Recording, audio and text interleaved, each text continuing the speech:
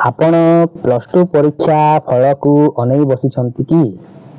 ଯଦି ହଁ, ତାହେଲେ ଏହି ଭିଡ଼ିଓଟି ଆପଣଙ୍କ ପାଇଁ, କାରଣ ଆପଣଙ୍କର ଅପେକ୍ଷାର ଅନ୍ତ ଘଟିବାକୁ ଯାଉଛି। ପ୍ଲସ୍ ଟୁ ପରୀକ୍ଷା ଫଳ ତାରିଖ ଘୋଷଣା ହୋଇଯାଇଛି। ଏହି ଭିଡ଼ିଓରେ ଆପଣ ସମ୍ପୂର୍ଣ୍ଣ ତଥ୍ୟଟିକୁ ପାଇପାରିବେ।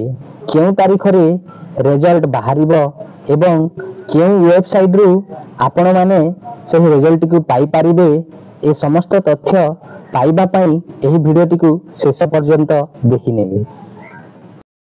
ଉଚ୍ଚ ମାଧ୍ୟମିକ ଶିକ୍ଷା ପରିଷଦ ବା CHSE ଦ୍ୱାରା ପରିଚାଳିତ ଯୁକ୍ତ 2 ପରୀକ୍ଷାଫଳ ଆସନ୍ତା 26 ତାରିଖରେ ବାହାରିବ। ପରିଷଦ କାର୍ଯ୍ୟାଳୟରେ ରବିବାର ଅପରାହ୍ନରେ ଫଳ ପ୍ରକାଶ କରାଯିବ ବୋଲି ପରୀକ୍ଷା ନିୟନ୍ତ୍ରକ ସୂଚନା ଦେଇଛନ୍ତି। ଏ ବର୍ଷ ପ୍ରଥମ ଥର ପାଇଁ ଗୋଟିଏ ଦିନରେ ଏକାଥରକେ ଯୁକ୍ତ 2 କଳା, ବିଜ୍ଞାନ, ବାଣିଜ୍ୟ ଏବଂ ଧନ୍ଦାମୂଳକ ଶିକ୍ଷା ବିଷୟର ରେଜଲ୍ଟ ମିଳିବ।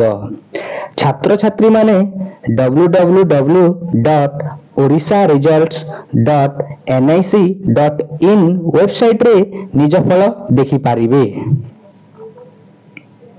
ଭିଡ଼ିଓଟି ଭଲ ଲାଗିଥିଲେ ଲାଇକ୍ ଏବଂ ସବସ୍କ୍ରାଇବ୍ କରିଦେବେ।